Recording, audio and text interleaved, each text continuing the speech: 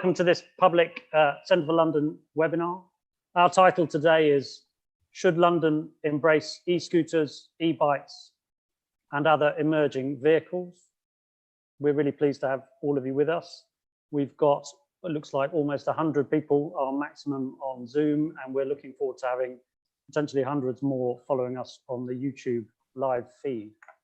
My name's Rob Whitehead. I'm Director of Strategic Projects here at Centre for London. I'm your chair today.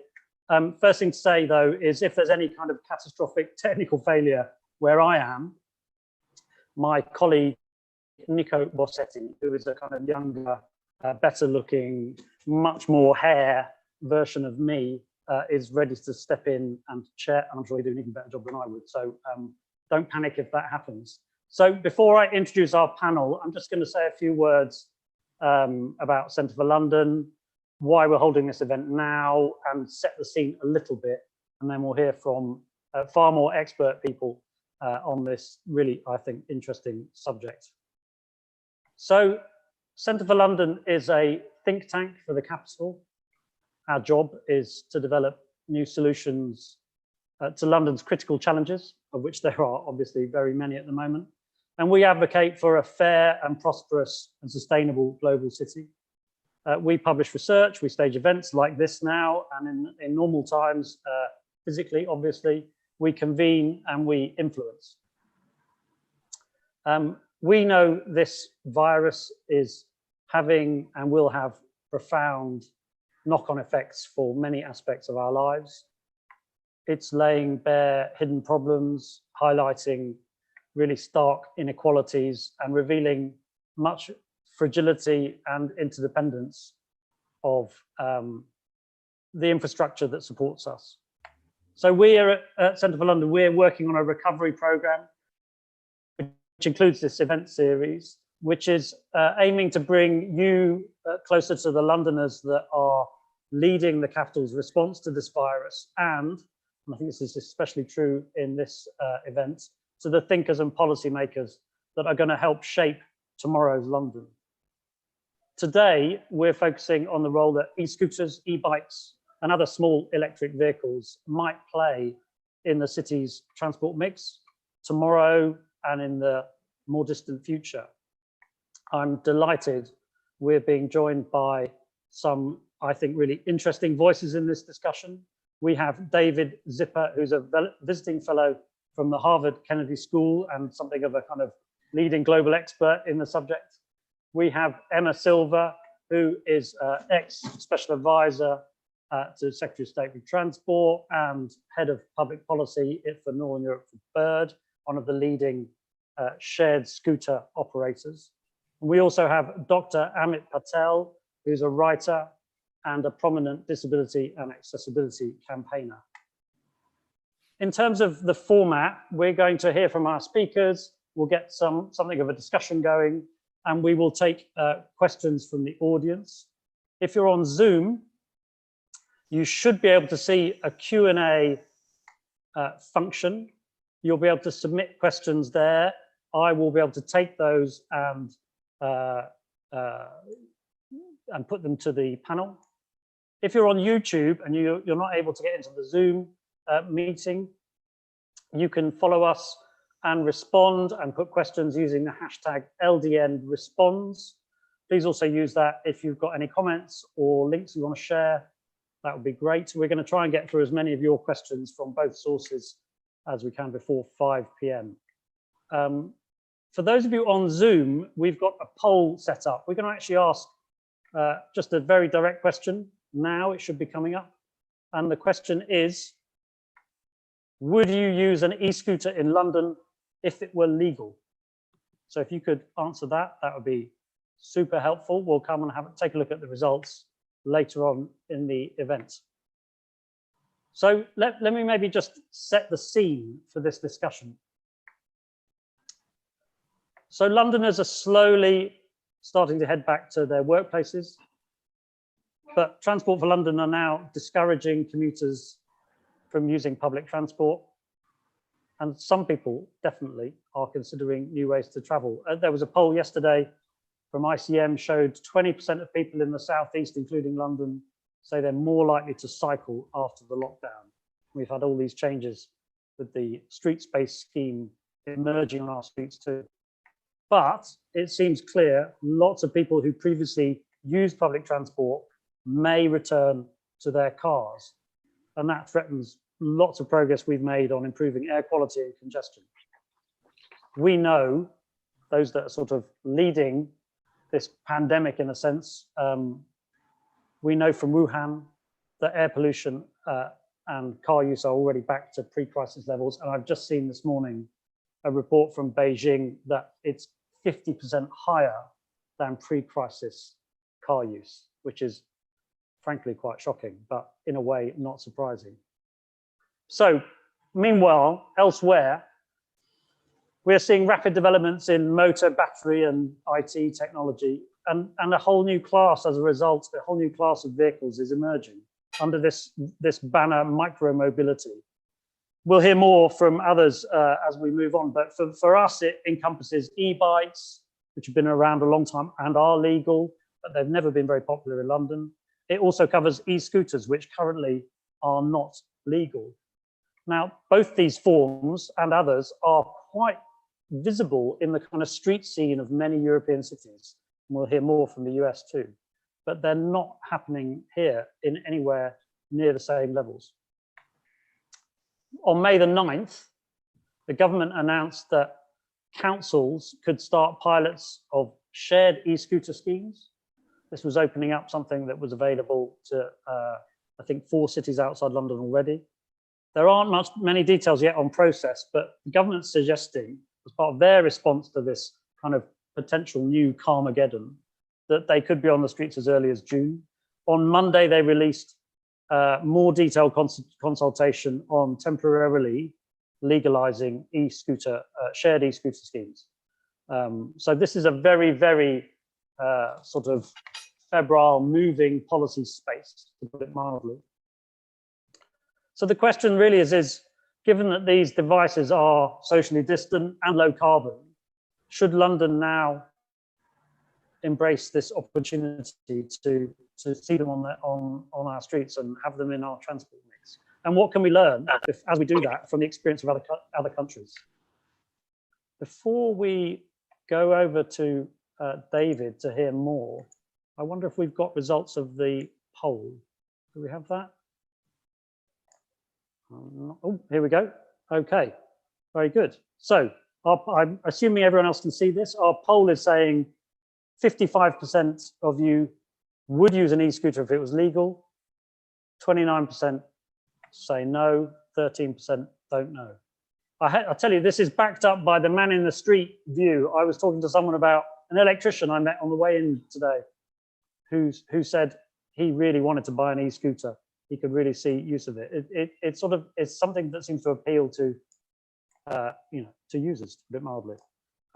Anyway, that's enough from me. Let's go over to David now. David, if you could kind of sketch how it looks from your point of view, what do we mean by this term, and what's the state of affairs around the world, and what should we learn from it? That's a lot, but I'll do what I can.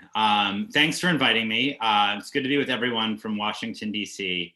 Across the Atlantic. I actually lived in England for a year. I spent a lot of time in London, so it's exciting to see the changes that are coming now, both with the open streets and with e-scooters being legalized. Just real quick, for those I've not had a chance to connect with before, I have a background working with both cities extensively in the US and internationally, and working with startups, especially in the mobility space. And as Rob alluded to, I've written a number of articles about the emergence of micromobility in American cities especially, but with some with an international flavor in Slate, in City Lab, in Wired, and platforms like that. So again, it's a pleasure to be with you here this afternoon or morning where I am. So I was asked to give just a really quick overview of micromobility, which I'm happy to do. I don't think we can talk about, micromobility as a term, first of all, is really meant to include person-sized vehicles of whatever kind. Could be electric, it could be pedal-powered. So actually, if you think about it, micromobility as a term may be new, but the devices have been around since the 19th century with bicycles. And now it includes e-scooters, e-bikes, even electric skateboards and electric unicycles, and who knows what may be coming down the pipeline. There's lots of form factors. And, we want to focus on e-scooters for the purpose of this conversation, but I think it's worth mentioning that I don't think the e-scooter sort of rapid ascent of the last few years in many countries, including my own, could have happened really without first bike share really taking off in a variety of countries, really around in the early aughts and then in the teens. And then there was dockless bike share as well, which exploded first in China and then was massively controversial in the US and in Europe too, with Ofo, Mobike, and companies like that. And then we get to the shared scooter world. And I'm American, I live in America, and I feel like we've been a little ahead of Europe and to some extent Asia as well in dealing with some of the concerns that arise, as well as experiencing some of the upsides of it.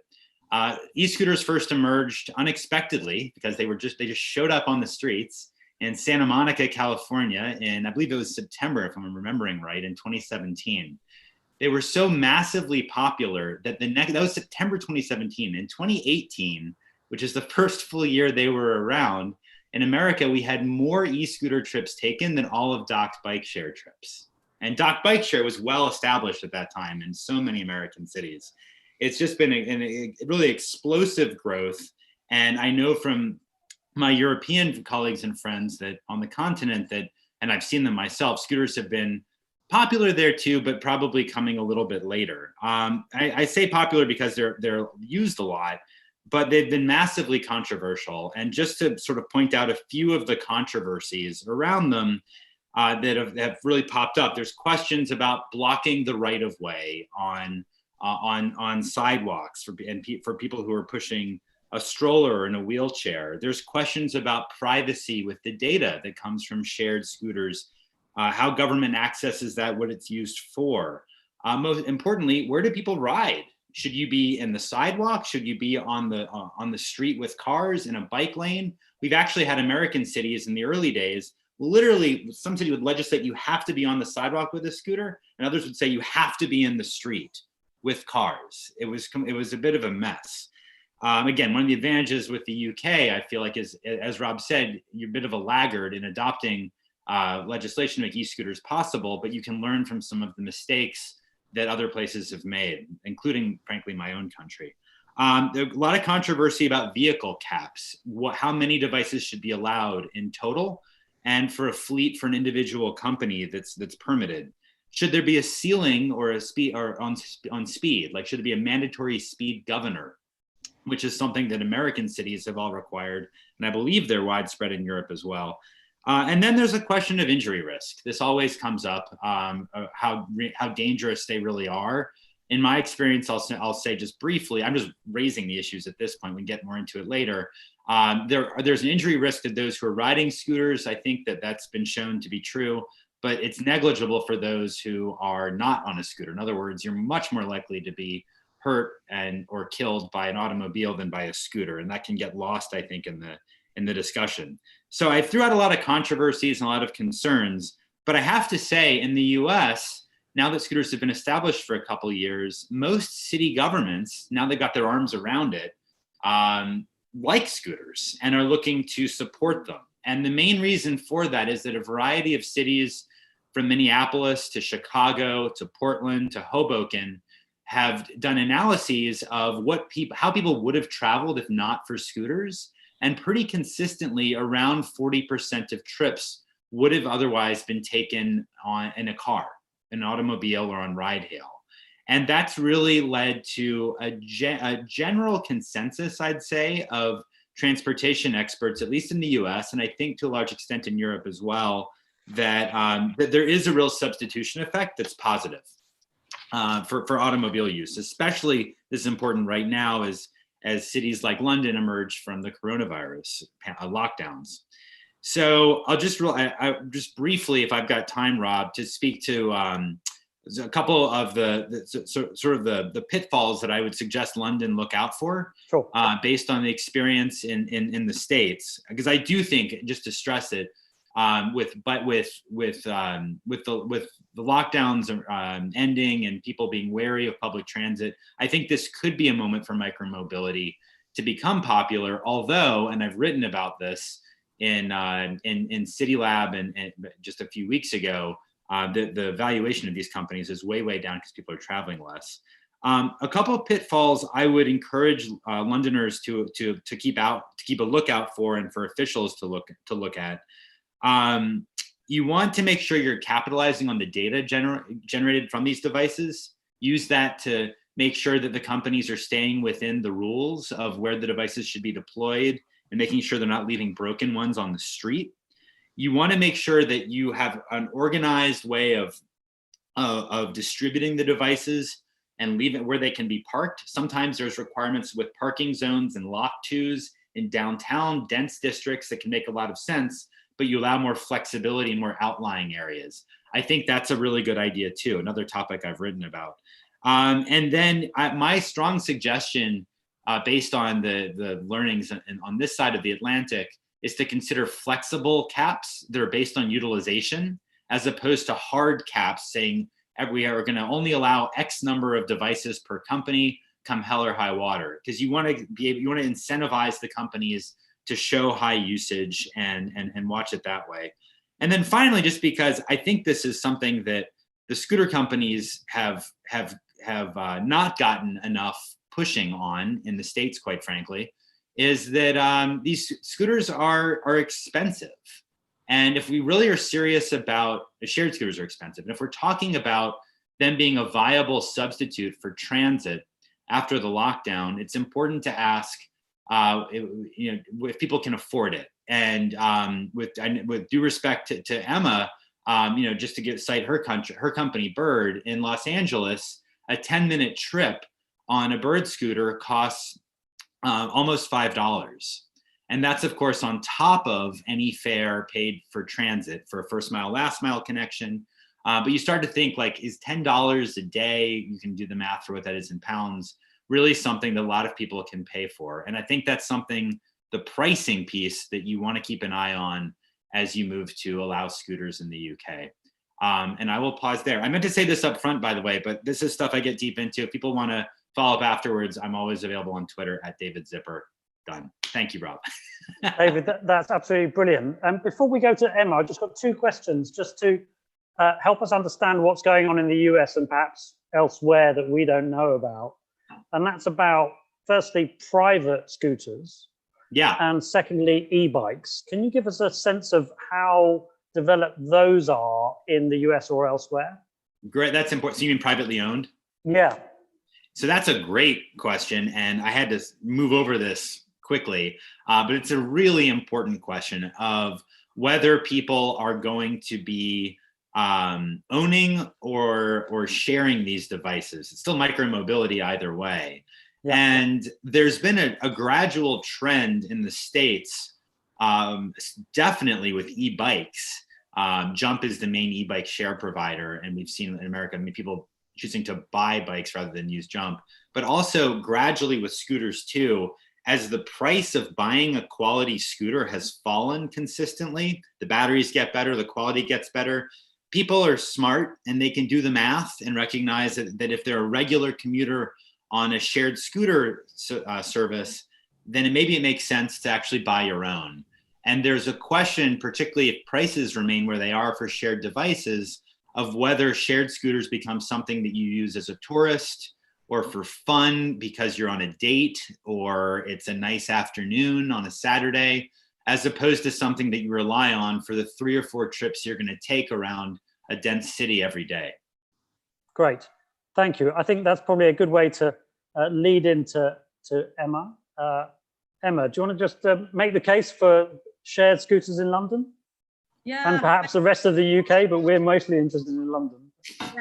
Thanks very much, Rob, and thanks, David. I think there's so much of what David said there that I have to agree with. Of course, electric scooters haven't been without their problems, but this is a completely new vehicle type, effectively, and something that's seen tremendously rapid uptake.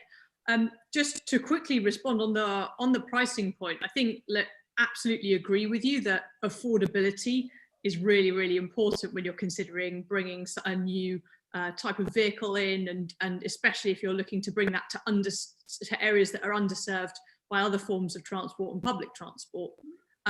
Post-COVID, this is especially important as well. People right now, their other options are probably going to be getting in a car or possibly a bicycle, but some people may not have access to bike share.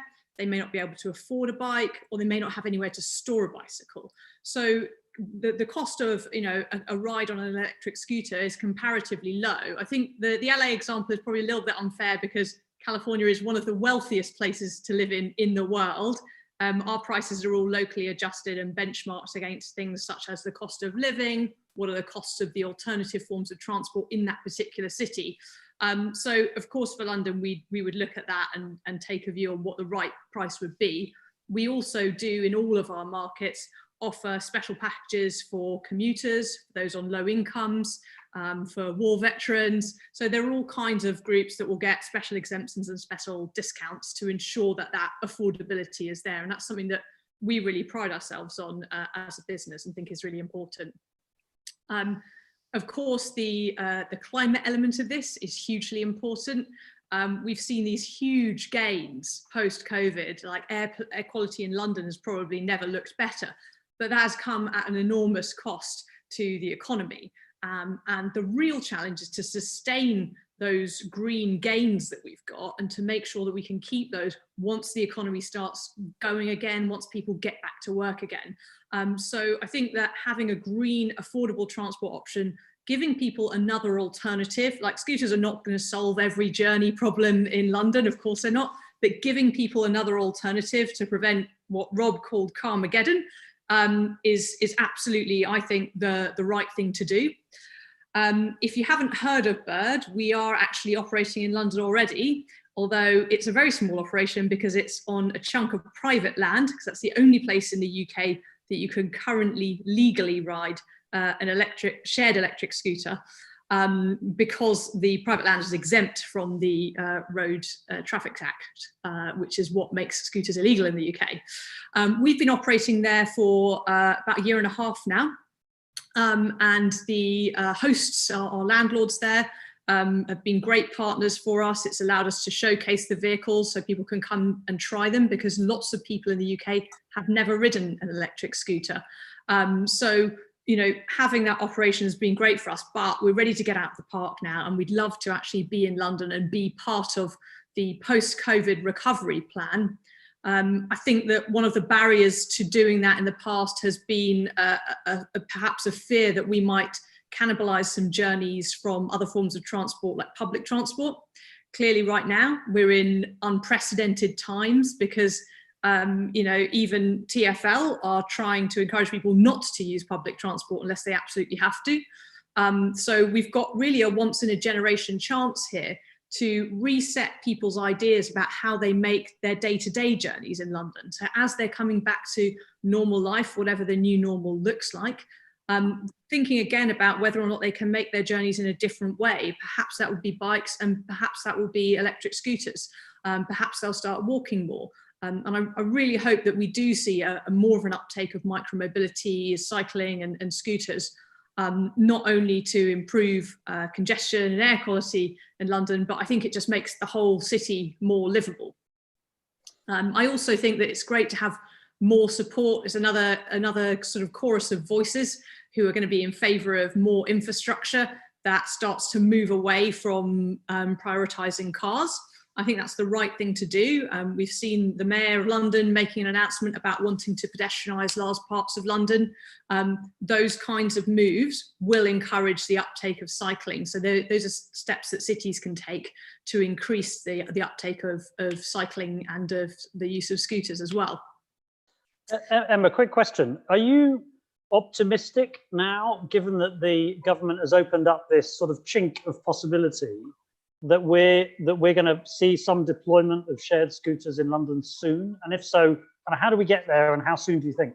Yeah, well, I know you'll have a lot of stakeholders in London on the line, and I hope that we've got a lot of supporters out there who will be interested in helping us to make that a reality. But Yeah, I absolutely believe that the legislation to allow for trials of electric scooters will be in place by June, I'm told, by the Department for Transport. And that was reiterated to me just this morning on a call with the department. And so it will be up to cities, and it'll be up to either the boroughs or TfL in London to come forward and say, yes, we want to manage these trials, we want to host these trials, and up to operators like Bird to come forward with proposals for that. We're absolutely keen to do it. I think that we were looking at those happening in sort of 2021. It's all been brought forward to this summer. So there is a window of opportunity, and we've got to work really faster, a lot faster than we thought, but we're up for it. And we've certainly got the capability as operators to deliver it. The government is saying they're going to do their bit. And I really hope that we just need the cities to give us the thumbs up and to say, yes, they want to be hosts there.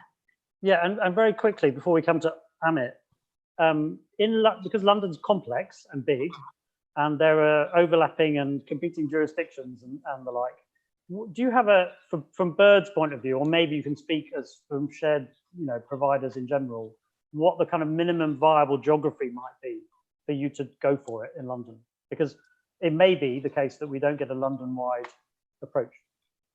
Yeah, I mean, look, we're just going to have to work with whatever it can be agreed. I think if you look at the example of the dockless bike share more recently from Jump and Lime, they've managed to secure agreement from various different boroughs, either to operate in those boroughs, or they've secured an agreement that they'll remove their vehicles within a certain period of time if the vehicles are taken by users into those boroughs. The problem is users don't walk or cycle down the road and think, oh gosh, I'm in Hackney or I'm in Islington. They don't notice when they cross a borough boundary. So it doesn't make sense for the users if we as operators put in barriers to them being able to move about between those different boroughs. So we are looking for a system that avoids a patchwork of different regulations that makes it really complicated for operators and for users to comply with those regulations. However, we're willing to work with boroughs if they want to bring these forward. I know that TfL is really, really keen to also play a role here, and we'd be delighted to work with them to try and ensure that we get a sort of London-wide approach. It might be that we get clusters of boroughs together that say, yes, we want to do this with the 4 or 5 neighbouring boroughs, and then we can go from there once we've got proof of concept. And I think, one of the major concerns, and David alluded to this, is around, and I'm sure that Amit will want to talk about this a bit, is around the point of sort of where do these vehicles live? Where do they belong? And that is the point that I know TfL's been working already on a dockless bylaw for micromobility as a whole. But that's a really crucial point. If we just have 32 London boroughs, all with different rules on where they don't want us to park, it's not going to make it very easy for us as operators to explain to users where they can park. So I think that is a really, really important thing to get right, is that these new vehicles need a home. The same as cars have car parking spaces. You never have to walk more than a block to find one in London. And bicycles have bike racks. Electric scooters need a home to go to. And what that looks like, we're open to lots of different solutions. We've tried lots of different solutions around the world. But I think that's going to be a really important thing, to see that agreement across London on the issue of parking. That's great, thanks. Can I give you one quick thing just on that, because it's such a good point. I should have mentioned this earlier. Chicago, obviously a huge American city, screwed this up with its pilot and actually had too small a geography, and as a result, where you could use scooters, and people didn't use them because the geography where they were tried was too small, and the city had to redo it. So as London looks to think about its geography, I actually agree with everything Emma said. It is really important to make sure that there is a large enough space that where people can bring the scooters, and they actually have enough available that there's even a chance for it to be a viable modal option. Yeah, I mean, maybe from sort of, I think what we're saying here is kind of operational coordination is required at as big a geography as we can muster. Probably coordination around standards and other types of regulations is just as important. Perhaps it's a good point to bring Amit in. Amit, you're hearing really from sort of 2 advocates of this new vehicle forms. Does that fill you with excitement, or does it fill you with horror as someone with as a disabled kind of user advocate or not user of these forms potentially? What's your view? Well, listening to David and Emma, they make great points, but there's a lot of things that David has pointed out and Emma's pointed out as well. It's great that the government are actually encouraging green transportation, e-bikes, bikes, e-scooters. The problem I have is if you'd asked me 10 years ago before I'd lost my sight, I would be so up for an e-scooter. I would travel through London with an e-scooter. Having a visual impairment, and I'm completely blind, and I have a guide dog, I encounter dockless bikes every single day. It's either dockless, and even though e-scooters are illegal, there's so many around in London. The last 6 months, there's been a massive boom on e-scooters in London, privately owned. So we kind of come across e-scooters on a daily occurrence through the city. And my biggest concern is, where do e-scooters belong? Are they going to share the pavements with pedestrians, or are they going to be on the road with cars, or are they going to be in bike lanes? And whichever route they kind of decide to take, who is going to enforce this? Because the problem with e-scooters and e-bikes are they're dockless. They're just left everywhere. And that be it at pedestrian crossings, on the pavements, being visually impaired or being disabled, being on a mobility scooter, if you're in a wheelchair, or even pushing a buggy. Being visually impaired, I pull a buggy behind me while I've got my guide dog to my left. So the pavement is supposed to be that safe haven.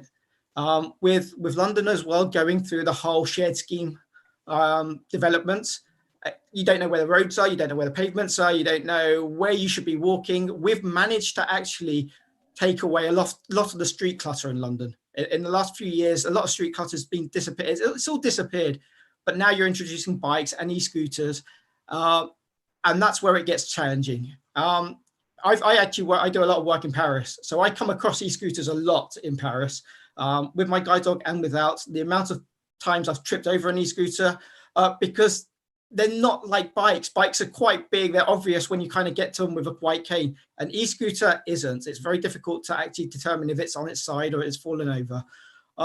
So that's my biggest concern. It's more the safety aspect rather than anything else. If there was a safety, if you said to me, all e-scooters should be on the road or be on a bike lane and not on the pavement, and that could be enforced, and all the docking stations will be in a safe environment rather than just a line painted on the pavements where people can park their e-scooter, which, being visually impaired, I would never know about.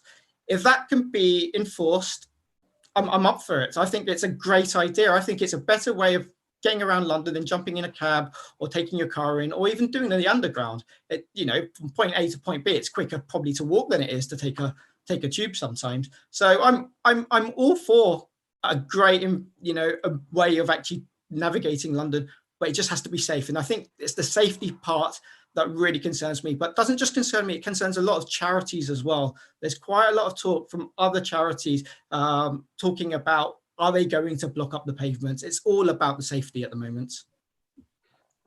Maybe David or Emma, do you have any thoughts or good examples where some of these concerns have been well mitigated in deployments or use of scooters around the world? I do. Sure, I'm happy to offer a few. I think your points are very well taken, Amit. I'd offer a few points. First of all, this sort of tension that you're talking about saying, like, we want to encourage green transportation, but we also want to make sure there's accessible sidewalks, is a tension that has come up, I think, in every city that has embraced e-scooters or just legalized them in the United States. And it requires sort of a lot of deliberation to figure out what the right balance is. Frankly, it's inevitable because it's a new mode. There's no e-scooter lane in any city that pre-exists. You have to sort of figure out where they belong. And that's part of why I think the dedicated bike lanes are so important, because it does provide a space where they can be and often have off-street parking, not parking that's on the sidewalk, mind you. The best practice, in my view, is have, in the dense parts of cities, zones for shared micromobility as well as owned micromobility, often to be left in parking and bike corrals.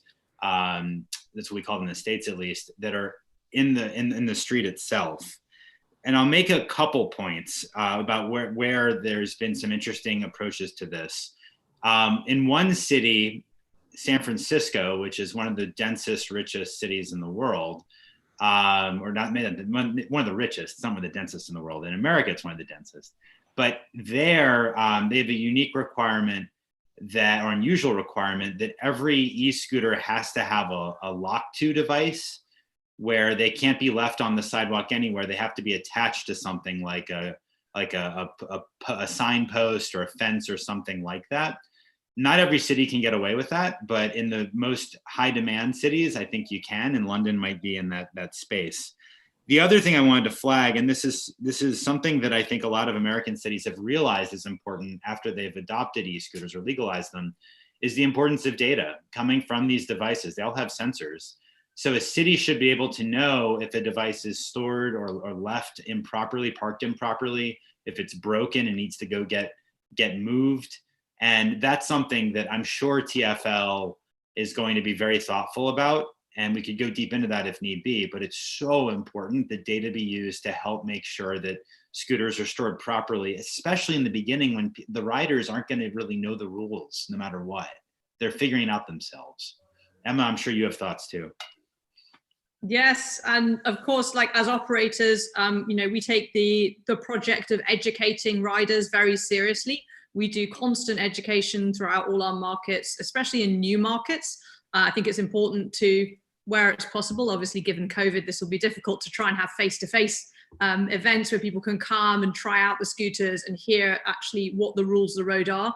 We reinforce that as well with in-app messaging, with in-app tutorials. So before you ride for the first time, you have to swipe through the tutorial to follow it. And that also tells you the localized rules specific to that city. I think Paris is a really good example. Amit, you were talking about, we don't want these things on the pavement. Paris just said banned pavement riding and pavement parking. And I think that, in the beginning, there was pavement riding, that is a problem that has been largely solved in Paris. I do not see it happening as often as I used to, and I've spent a lot of time in that market. And there was a huge public campaign. There was a poster campaign that we took out as Bird with in-street advertising. And we also, did continuous education through the app around that. We actually stick stickers on the physical vehicle as another reminder. So you're actually looking at it, parking it, and it says, do not park on the sidewalk, on the side of it, in French and in English. So we do take responsibility, and we appreciate that is a big job and an ongoing job to do. And I think that you're right to say pavements need to be a safe haven. That's absolutely not where we think that scooters should be. Scooters, if legalized in the UK, should be used in cycle lanes and on low speed roads. Obviously, there's going to be some exceptional cases, like there'll be shared space areas that you mentioned. And that's where the benefit of the technology in shared scooters is that operators can geofence around those areas. And actually, if the local authority says, we have a shared space in this area, we want a slightly lower speed limit just to ensure the safety of pedestrians, can you take that down? We can geofence that area and take a lower speed. And that, I think, is a good solution that works for everyone and that can be really localized, because you do need to tailor this to the needs of local authority areas. Great, thanks. I want to get to the questions that have come in, and we've got some 13 that we're going to try and get through. But before we do, I just want to throw some headlines in from the consultation document that was published on Monday. So, because it addresses some of your questions or points. So a couple of headlines from what the government is saying in the consultation. Firstly, this is not for private use, it's only for shared schemes. Secondly, riders will need insurance. That's part of why they're in the shared scheme. Have to be over 16, need a driving license. Top speeds will probably be capped at 12.5 miles an hour. They will only be used, able to be used in roads and on cycle lanes. So they'll be treated like a cycle or an e-bike in effect. They are not looking at making helmets mandatory. So I just thought I'd throw that in because it might help us with some of the points later on. Let's turn, if we can, to the questions. So I'm going to start from the ones that came in early, if I can read them out. So first question, and just please jump in with a quick response if you've got one, and we'll try and get through as many as we can. So first one comes in, potentially for London, the general understanding of scooter riders' behaviour in traffic. I'm not sure I understand that first thing. Oh, yeah, something about behaviour. It's not very clear what the question is. Let's move to the second one. Question for David, but feel free to jump in the others. Would you consider it more viable if the government subsidised these schemes? I literally wrote an article about that 2 weeks ago. That's something that no city in America is doing, but I think it actually might end up happening. I don't think it's necessary right now for the UK, especially as you get going, especially in a city like London that frankly is so dense and is so wealthy, relatively speaking, and has so many potential riders. What I will say is this, that we have definitely seen in the States that the regulatory framework that cities impose on micromobility, shared micromobility, has a direct implication on the viability of service and the scalability of service in a given, in that city. And we've seen scooter companies pull out of cities like Raleigh, North Carolina, Bakersfield, California, and Sacramento, California, where the environment was not one where they could be viable. Even big cities like Dallas. So one point I would suggest, that the single thing that I think from a regulatory environment that can give companies like Bird a chance at viability and profitability, in my view, is, and this may be counterintuitive, but it's so important, is to limit the number of operators in a city, because that allows for the companies to invest more in R&D and spread those costs out of marketing costs and government relations costs out over a larger fleet. It improves the user experience because you're more likely to find devices for the given one or two operators that you're using nearby. It may seem like the better option is to let the market work and invite as many operators as want to come in. Don't do it. That's what Texas cities have done and it's a problem for them. You've seen scooter companies leave huge markets like San Antonio and Dallas because they weren't in any way protected if they were awarded a license. They were worried about being flooded by devices from a competitor. Great, thanks. Maybe we can move on to a question about safety. Any ideas, suggestions on how we can improve safety? What do you think, Amit and Emma, perhaps, about the suggested speed limits, helmet rules, those kind of things? Speed limits, I think you just have to be, I think the rider has to be conscious, doesn't he or she? Being in London, it's always a busy environment and depends on where you're riding. As long as you're not riding at 12.5 miles an hour on the pavements, I'm happy. That to me is fine. As long as you're on the road and you don't disturb me on the pavement, or you don't try and jump a red light and jump up on the pavement, like a lot of cyclists do in London. That to me is absolutely fine. But then how safe do you feel? Should you wear a helmet? Should you not wear a helmet? The problem I have, and I think a lot of people have, is if you have a collision with someone on an e-bike or dockless bike or an e-scooter and they ride off, you have no idea of who they are at all. There's no registration. There's nothing you can actually, especially for someone who's visually impaired as well. And that to me is an issue. Maybe if these devices, if they suddenly stop or the G meters go crazy, it might just record something, and you might be able to contact the manufacturers and say this is what happened. But that's an issue. I've been hit by a couple of dockless bikes and they've just ridden off, and that's my biggest issue. Emma, is that one of the advantages of shared schemes over private ownership? That there's more sort of control and regulation potential? Yeah, I mean, I mentioned the geofencing on speeds there, and obviously, you have to go through the in-app tutorial, and you have to, if we want to put in some educational supplementary messages, we can put in pop-up banners, which you have to look at the app to unlock the vehicle, right? Whereas someone can just go down to Halfords or whatever and buy an electric scooter. And at the moment, the problem is, like, buying the vehicle isn't illegal, selling the vehicle isn't illegal, as long as you state it's for use on private land. So technically people can buy vehicles at the moment, and they're buying them online and getting them sent over to the UK from China. And some of these vehicles go 30 miles an hour. That's ridiculous. There's no way that these vehicles should be on the roads. So you can actually cap by software the maximum speed, and you can geofence that in different areas. As operators in every market in the world we operate, we strongly recommend the use of a helmet. I think it's a good thing that it's not mandatory, because what cyclists will tell you from global experience is that if you mandate helmet use for cycling, it actually drives down the number of users of bikes. And I think that's not the direction of travel we want to go. But we've seen that strongly recommending the use of a helmet. And, we've done helmet giveaways. I think we've given away about 60,000 helmets in various different markets, things like that, and raising awareness and just giving people the option to have a helmet. And we've looked at portable helmets, foldable helmets, all kinds of things in that space to try and encourage people to make the right choices. But ultimately, I think that is about personal choice. Great. Another question for you, Emma, directly, just a quick one. Why is your approach e-scooter first and not around a mix of mobility options? I think that a mix of mobility options is right. Like I say, I don't think e-scooters solve every journey in London. And actually, what we've seen from our global operations is that in most instances, our vehicles in cities are used as part of a multimodal journey.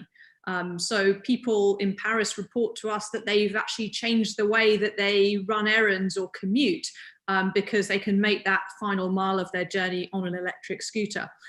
David also made reference in his opening remarks to the National Association of Chief Transport Officers in the USA and their report on how bike share had taken 8 years to sort of get to 38 million rides a year or whatever it was. And electric scooters came along, and in year one, we did 38.5 million rides.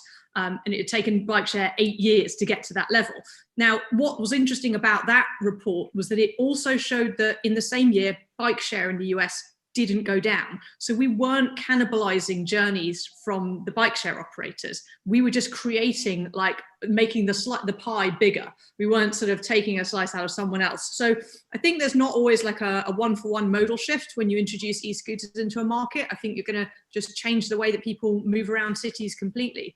And I think that, the question of modal shift is slightly different in Europe to the really compelling numbers that we've seen in the USA, because we just have lower levels of car usership in European cities, and we have better public transport broadly in most of our cities. But that doesn't mean that it's not still a compelling case. Recent survey just out this week from Epure in France said that in Paris it was something like 20% of the journeys came from cars, and 20% of the journeys came from taxis and private hire vehicles. So if someone is going to make the choice between taking an electric scooter or being a single occupant or a single passenger in a taxi or a private hire vehicle, even if that's a green vehicle, I think it can only be a good thing if they're using a smaller, lighter vehicle. Okay, I'm going to have some quick yes or no's now, because we've got a ton of other questions I'd like to at least have a go at. So just quick yes or no. Should we, zooming out a bit, should we be incentivizing some other financial way or penalizing the modes that we don't want people to use, cars mainly, and incentivizing these ones we do want them to use potentially? Or will the market just sort of work on its own? You absolutely should be charging people the appropriate price for their transportation choices that takes into account the societal impact of their choice. People don't always realize the costs that come from driving, and London has been a global leader with the charge for the central city, and I think that's absolutely important. And also important is to consider appropriately pricing things like resident parking permits, assuming that's how the system works in the UK too. So that's absolutely essential. Okay, quick question for Emma. There's been big stories about operators in this field, Jump and Lime, in recent weeks. For those that don't know, I think Jump was absorbed into Lime in effect. Uber sort of divested and invested at the same time. A little bit confusing. What's the sort of position for Bird financially? Are you going to weather the storm? Yeah, look, I mean, I think it's been a difficult period for all operators, and we were operating in 120 cities prior to COVID, and we're now ramping back up and relaunching in many of those cities. What we're hearing from the cities is that they want us there. They think that this is a really important thing to give people another option for a way to travel around the city after COVID. In lots of countries, in lots of cities around Europe, you've seen public transport capacity reduced to like 10% of what it would have been otherwise, and that could go on for goodness knows how long. So, you know, I'm really grateful and proud to be part of what Bird is doing to help those cities get back up and running again. Great. We were going to run the poll again to see if anyone's changed their mind about whether they'd use e-scooters. I don't know if that's happened yet, or if we can make that happen now, that would be great. While we're doing that, a question to Emma again: is Bird developing any technical solutions for people with disabilities? Yes, we are. We are looking at an adapted scooter. Obviously, there are lots of different types of disability, and it's difficult for us as an operator to cater for all of those with our vehicle. But we've listened to what users have asked for and what cities tell us their citizens want, and that is something that we're working on. Great. Just trying to run through a couple of other questions. There's a comment about alcohol, pavements, and Denmark. Also, hang on, where are we? Commercial vehicles have many modes of transport and pedestrians to deal with. How will we now sort of cope with e-scooters? Will there be insurance, training, etc.? So I think a worry there from other modes that scooters are going to impede flow. Any thoughts on that? I mean, this is frankly, I think, where the regulators really need to take an active role, because when you have a new mode that emerges, like in this case, shared micromobility, everybody, I've written about this before in an article in The Drive, cyclists, pedestrians, drivers, and commercial delivery folks, they all resent this new competition for scarce right-of-way space. But the fact is that for regulators, places like TfL that care about clean mode choice, you know, you want to create an environment where people can be nudged to take these cleaner methods of transportation. So I think it's frankly important that that there be leadership shown by regulators, and to create space for e-scooters to at least have a shot, and for people to sort of get used to this new mode. Because to be blunt about it, there's always going to be friction when they first show up in a market. I've never seen them emerge without there being some kind of controversy. I'm going to paraphrase a question linked to that from David Holdaway, which is, as part of what you just described, David, and we've been covering, there's going to be some downsides. There's going to be some losers if we get this, even if we get this deployment or introduction right. And part of that is, how do we create actual physical spaces in the city that enables micromobility? Have you got an approach, Emma? Are there good examples, David, of carving out these physical spaces, be they near terminals or whatever, to enable this to work well? Because, you know, Central London in particular is a very crowded, contested space. Let Emma go ahead. Yeah. Yeah, I think, you know, we've seen Tel Aviv, Paris, and Lisbon, I think, are great examples of what's been done to allocate space in cities to micromobility. If you go to my Twitter feed, I think it's my pinned tweet, there's a picture of a car parked in an electric scooter parking space in Paris. So obviously it's going to take some of the other road users a little bit of time to get used to how this works. The mayor of Lisbon's been really forward-facing on this, and has actually reallocated car parking spaces to electric scooters, and has said that he'll do more of that if there is shown to be a demand for it. And in Tel Aviv, again, they've just taken a little bit of white paint, put it on the road, and you know, I do appreciate that in lots of places, particularly in the inner boroughs in London, there's going to be a view that, like, you know, we don't want to lose car parking spaces on the street, you know, we can't do this. But one car parking space can accommodate 12, you know, scooters. I think I can actually fit more than 12 in there, but that's being generous and allowing a little bit of extra space. I think that I know what I'd much rather have, and quite frankly, I think that lots and lots of parked cars in London doesn't look very nice on lots of residential streets either. So I think a gentle move away from giving so much provision and so much space, both on street and off street, to public and private car parking in our cities is probably a good thing. Just give a really specific example of something that can be done, and it's been very successful and amazingly not controversial in Washington, D.C., where I live, is there's been a campaign to build several hundred, we call them corrals in the States. I'm not sure if that's the term in the UK, but basically for parking both bikes and scooters right at the intersections in no parking zones or areas where maybe you could leave a car, but maybe not.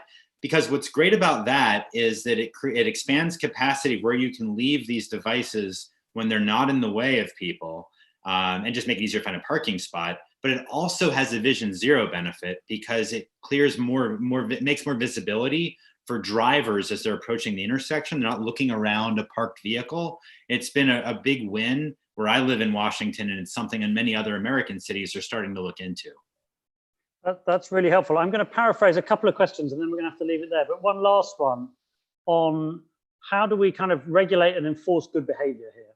You know, we don't want users doing the wrong things. What's going to be the best approach for getting the right behaviors on these new micro vehicles?